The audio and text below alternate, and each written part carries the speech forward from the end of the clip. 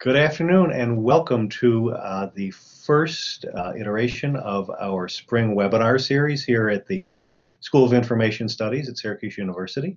I'm JD Ross. I'm the Communications Director here at the iSchool, and I am the host for this webinar, Technology Non-Use as a Network in Emerging Tech and the Internet of Things, featuring Professor Radhika Garg.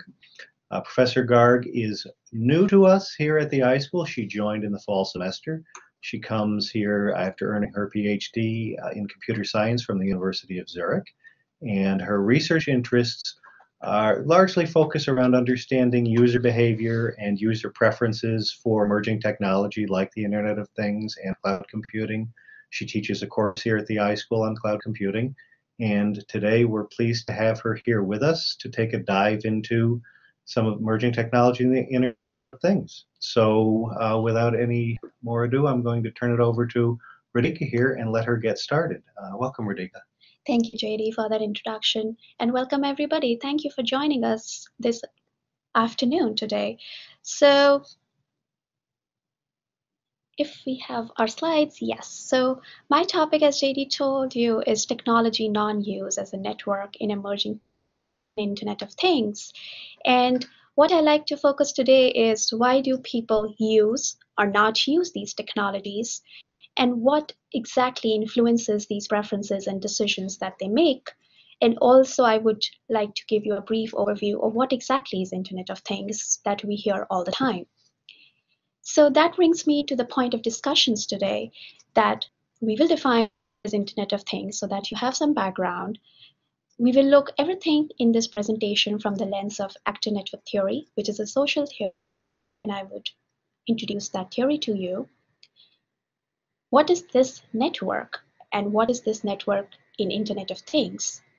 And then eventually why people use or not use the Internet of Things today. So this is part of my work that I did last semester, which was my first semester at iSchool, and some exploratory work on why and how these preferences shape up is what I'm going to talk today. Okay. So let's define Internet of Things and say, okay, what is our scope in this presentation and just for the scope of this work? So Internet of Things was first coined by Kevin Ashton in 1999.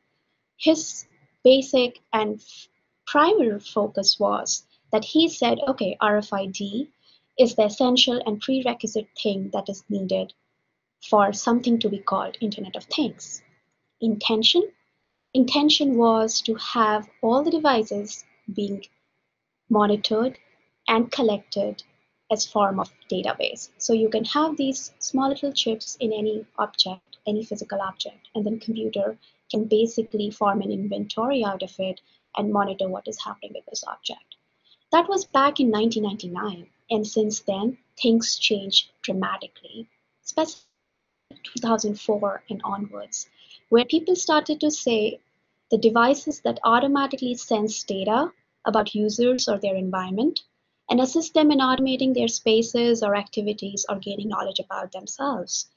The most prominent trackers that you use or people use daily are activity trackers, for example, that let you monitor how many steps you take, what were your heartbeats, how much did you walk, how much calorie did you burn or consume.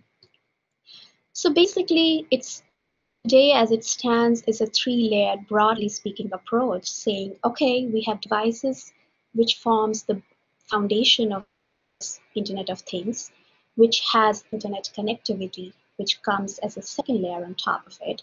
And then the topmost layer is the users, the intelligent users now who use these connected devices to sense the environment, be connected to their peers, or just sense their activities and collect and monitor data about these activities.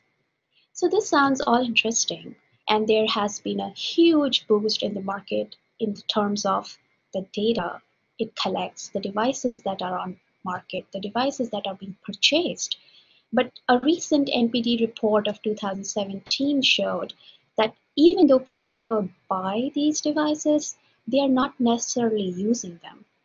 Even if they are using them, they're not using them for long. They even stated a stats of as much as 40% of these activity tracker owners stop using them within first 6 months of ownership. And that means that these devices are not necessarily becoming part of their daily fabric or daily routine. So what is happening, and why, even though it provides such functionality to users and it has been up in the market for so long, people actually don't use it for long enough?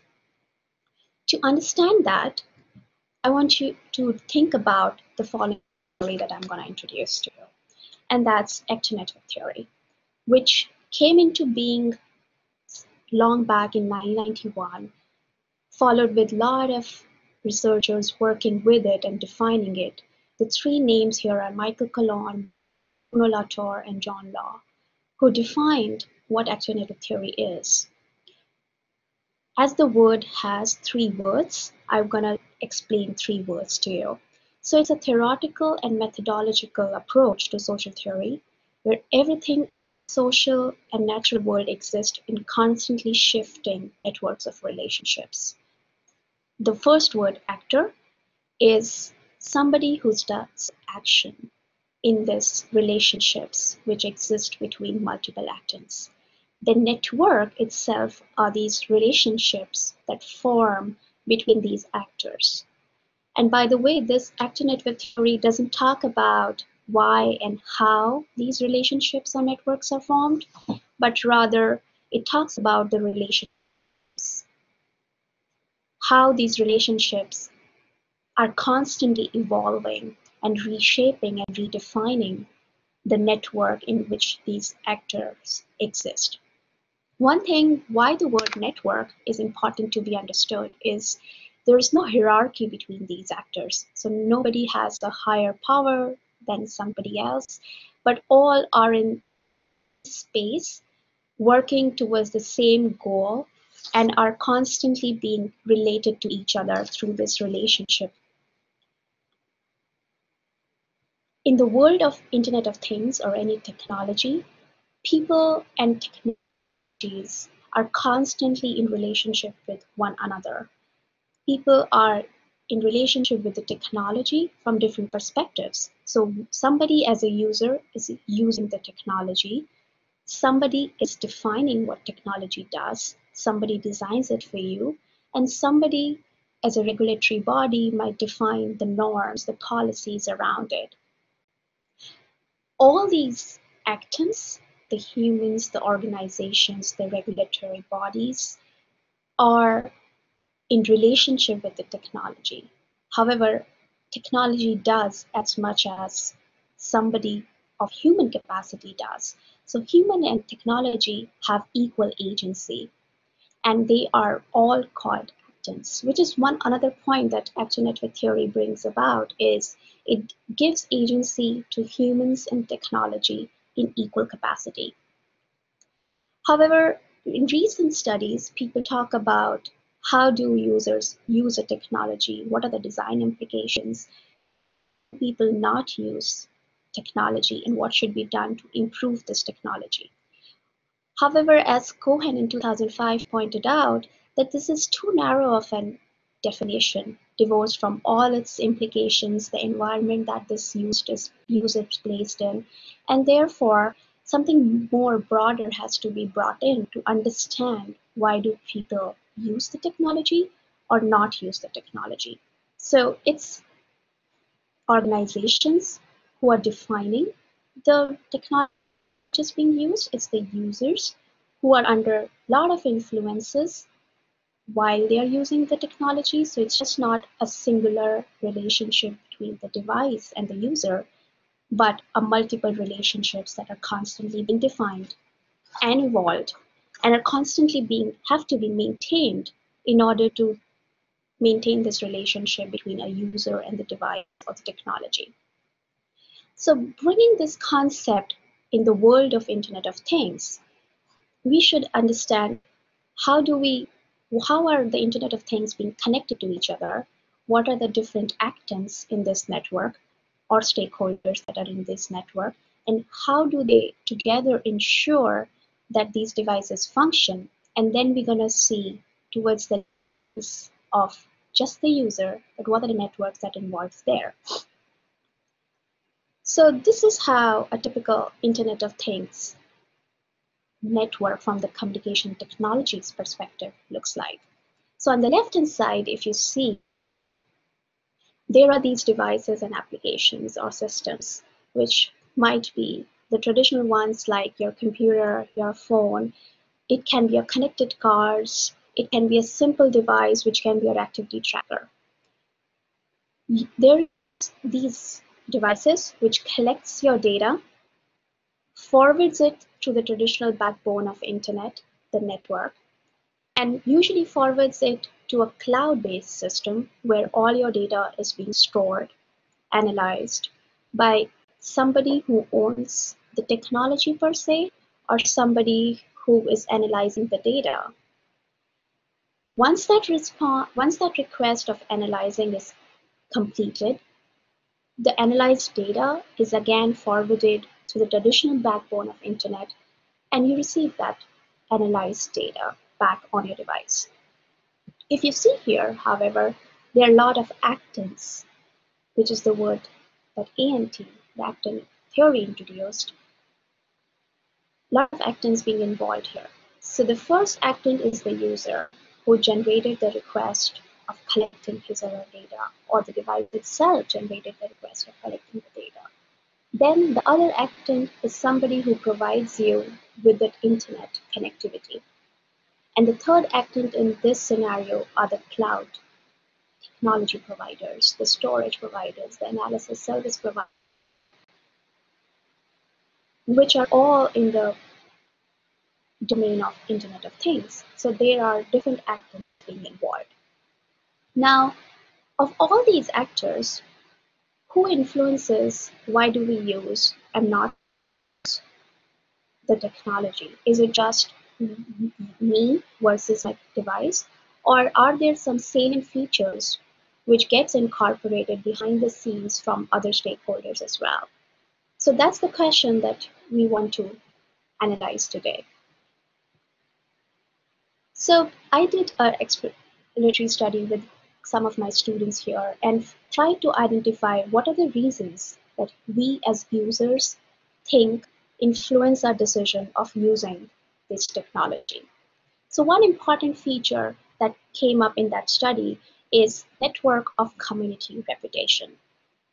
Network in the sense of ANT, as how ANT defines it. So individuals are social beings, and so are their decisions, specifically those of new emerging technologies that they have just heard about but not have used or don't know anything in detail about. So they form a network of community reputation, which influences their network of use, self-peer or peer pressure and motivation. So if you were to have a device which nobody else has so that you can show off is one of the primary reasons that people buy and use these devices. As long as they can show off these devices, they continue to use them. They even said, some of our participants in the survey which we did even said it's fun to try new technology, even though if I don't use it for long enough, so that I'm more aware than anybody else in my group. And people also mentioned stuff like when somebody comes into my home, show off my Google Home, or I can show off my Alexa, that this is how it works, they feel I'm rich. So it's kind of community reputation from the economic point of view, just from the technology point of view, something that tells them that they're better than other or they're competitive in nature. So that's one reason of community reputation that forces people or leads people to use these devices. What are the things that actually, so there are a couple of other reasons before going into the privacy thing I want to mention, because this is something that is not published yet. I'm just explaining portion of my results. So that's one part of the use. The other part of use is non-use, which is equally important and sometimes is not studied as deeply. So why do people switch from being a user to a non-user, specifically for something that is not as critical as having a mobile? Because mobile, during the course of last 2-3 decades, have become part of your daily fabric. People have mobile on them daily day in, day out for as much hours they are awake.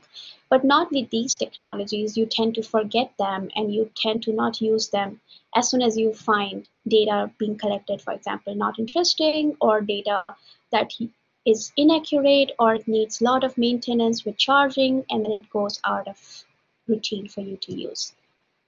The other important reason why people stopped using their devices is the network of privacy. So when there were participants who were saying, who were not sure if it's a privacy concern or not, but they pointed out it creeped me out that it was collecting so much of data for me. It felt like it was monitoring me. So this brings to the concept of network of privacy, that privacy as a user can be perceived as somebody, I don't want my camera or my video to be collected all the time. I don't want my personal information to be collected all the time.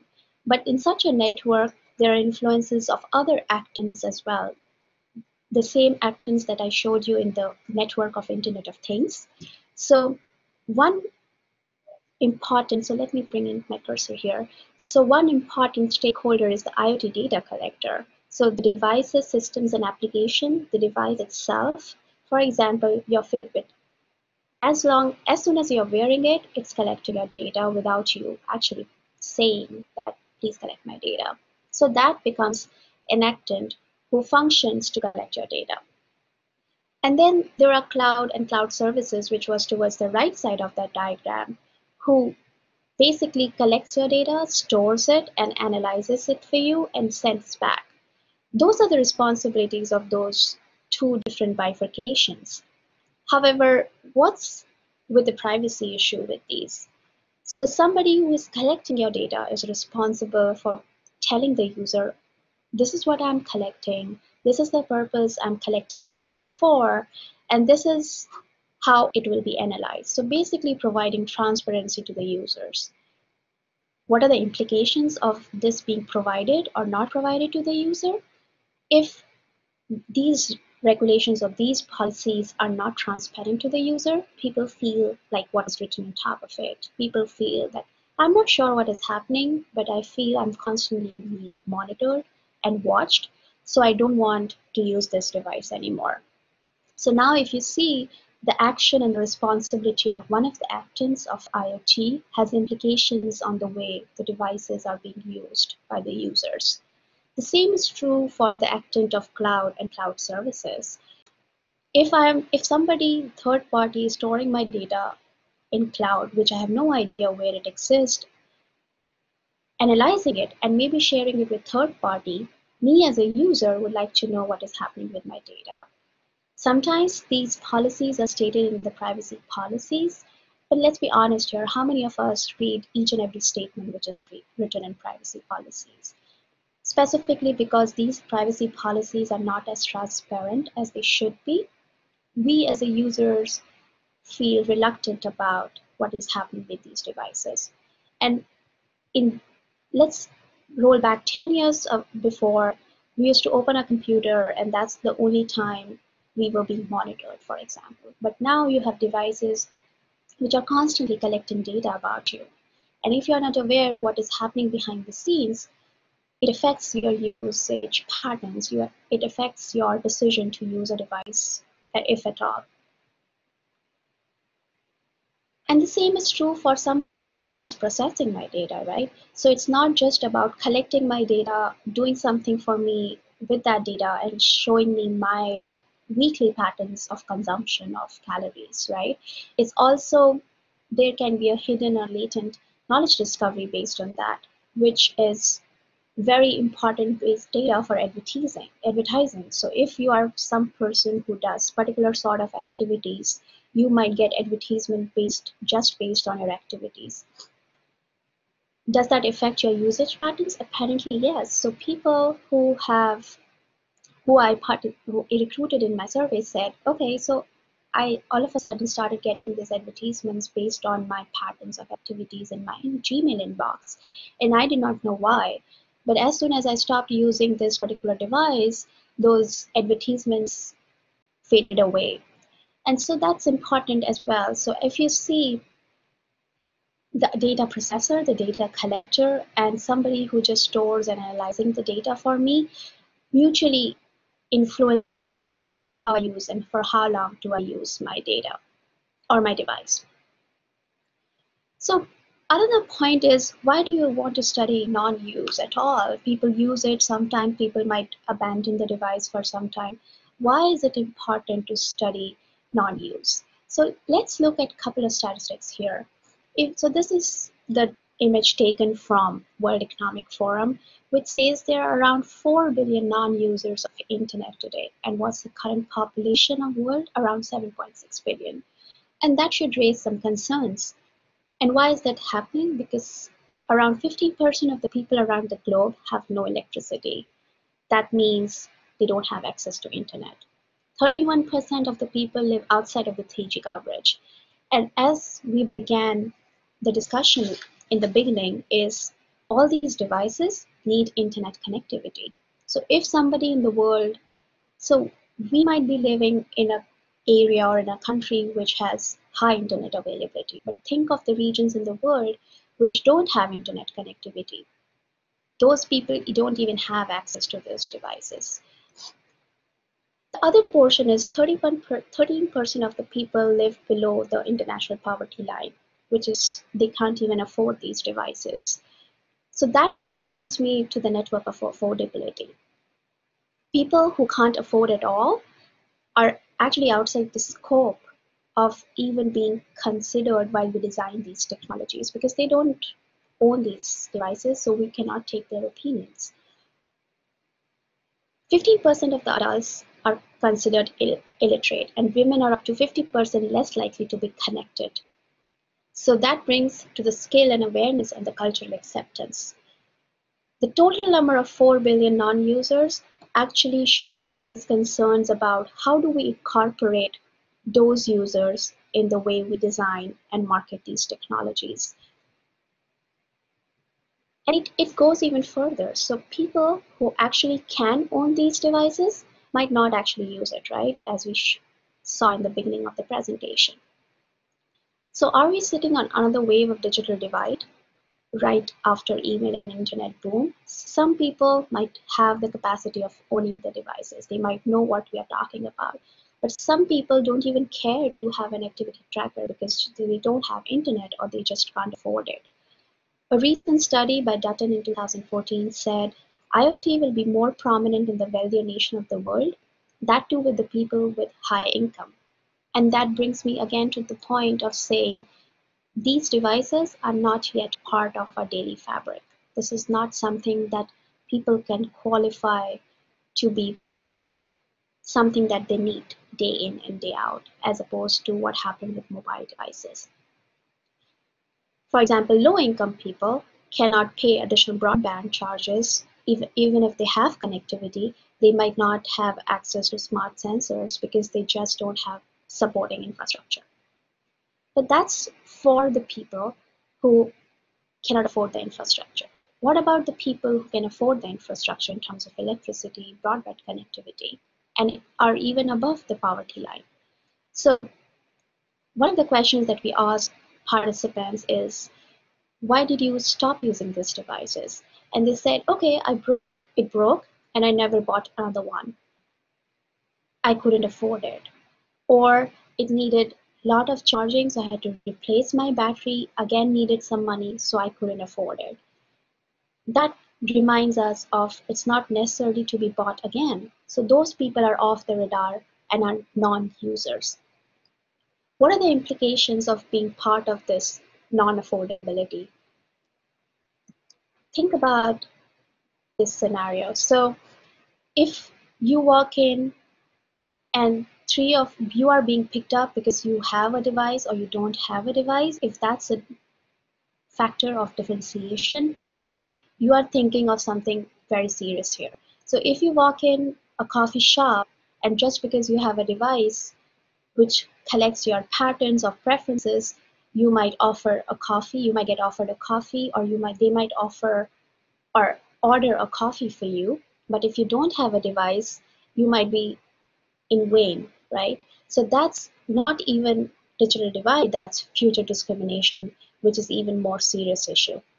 And that's why studying preferences of use and also studying factors which lead to non-use are equally important, so that that thing can be kept in mind as we design our future technologies. Another important things that are to be kept in mind as we move forward with Internet of Things for next decade is everything as far as the use of these emerging technologies are concerned are motivated by not only interpersonal and social, but also institutional concerns and preferences. So there are all these power relations that are working between all these actors, from somebody who owns the device to somebody who designs the device to somebody who regulates this market of manufacturing and rolling out devices. And all these motivations actually influence the usage and the non-usage patterns of the people. So with that, I'm at the end of the presentation and I'm very open to questions. Thank you everybody for listening.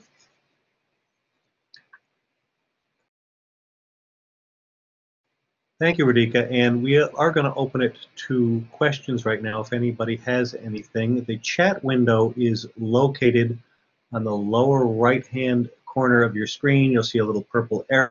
If you click that, it should expand a little menu where you can type any questions into the chat.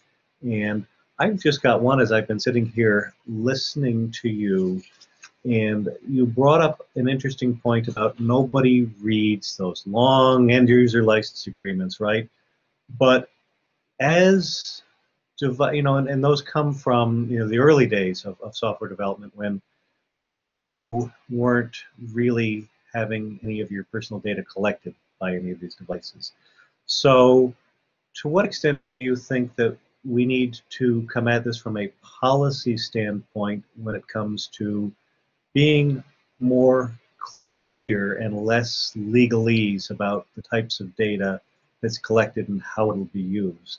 Yes, that's a very good question actually, and that's something that has seen an ongoing research, and it's not about making it apparent to users, just making it apparent to users that what is being collected, but actually defining what is allowed to be collected as well. So if you walk into a room full of sensors, what sort of data can be collected? And it brings to the point of even privacy and personalization paradox. So you might always find people who are ready to give up some privacy just because they get some location-based services or customizable services. And that's where the regulatory bodies come in, that they have to define, okay, innovativeness versus doing it the right way, and everything else has to play accordingly. Interesting. So we've got a question from one of our listeners out there. Is there any freeware to observe user data statistics? Data statistics in terms of, so I have a follow-up question on that. Data statistics in terms of these devices, activity trackers, you mean, Samiran? Because if that's what you mean, I'm not sure if I'm aware of such freewares that are there, but I know of applications that you can download and pair it up with your apps or with your devices to see how much are you using these devices and for what purposes are you using these devices. Got another question. Do users get information about the ownership of the data? Right, because data ownership in the complex network looks like a gray area. Yes, exactly. That's true as well. So ownership is something that is often being debated in the privacy domain. Some privacy policies, if you read them, that as soon as you collect the data, we just collect them, store it, and process it for you, but you own the data. However, we might have rights to give it to a third party for processing purposes. And that is exactly that gray area that Sneha you are talking about. As soon as somebody is allowed to process the data on your behalf, they can find out patterns that they can generalize across different users, which is, even though you had the ownership, you might not be aware of what happens to your data. So users just might see whether they own the data or not own the data, but that's not enough. What is important to observe and monitor is what they are doing with that data and what sort of data they collect and how often and with whom do they share that data.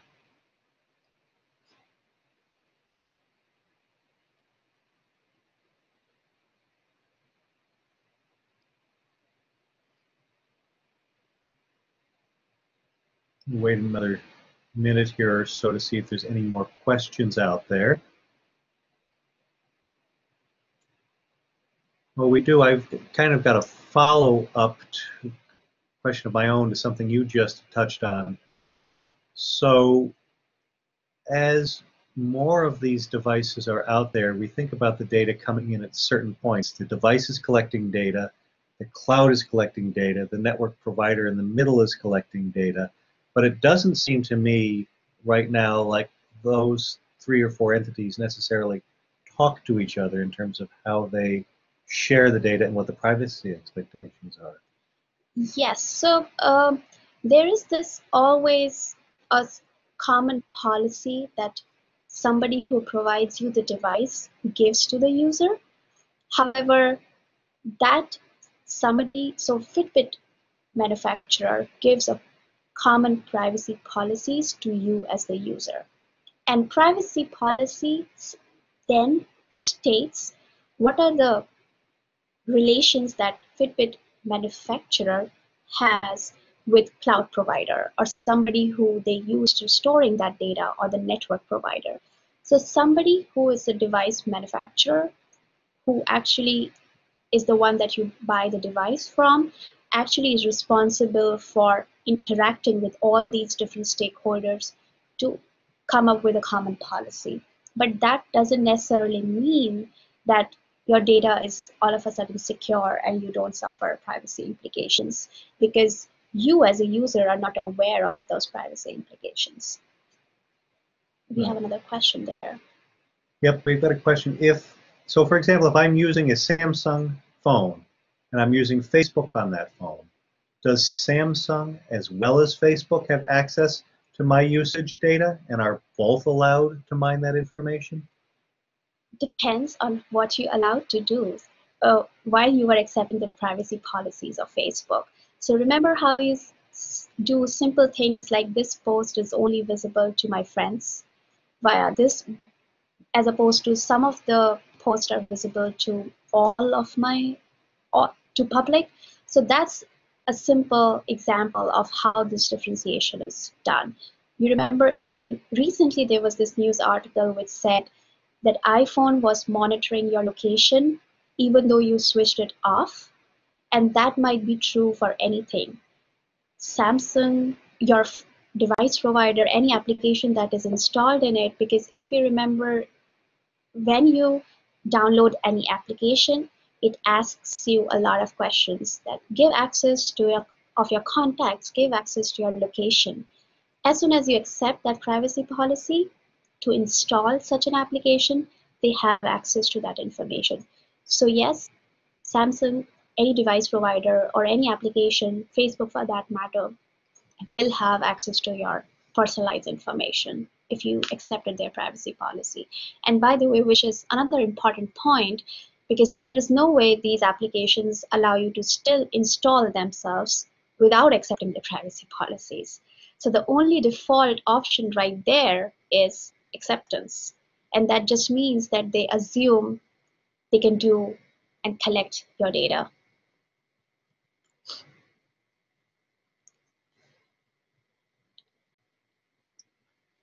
Okay. I want to thank you, Professor Garg, for your time today and all of those of you who came out to join us. I do want to put a little plug in here for next month. We're going to be doing, extending our webinar series with Professor Lee McNutt. He is going to kind of dovetail a little bit here. He's going to talk about the Internet of Things and also blockchain technology. So he's going to continue on the emerging technology bandwagon here. And keep an eye on your email. I'll be sending out information about the day of that webinar. All right. Thank you all very much, and we're going to say goodbye here from Syracuse.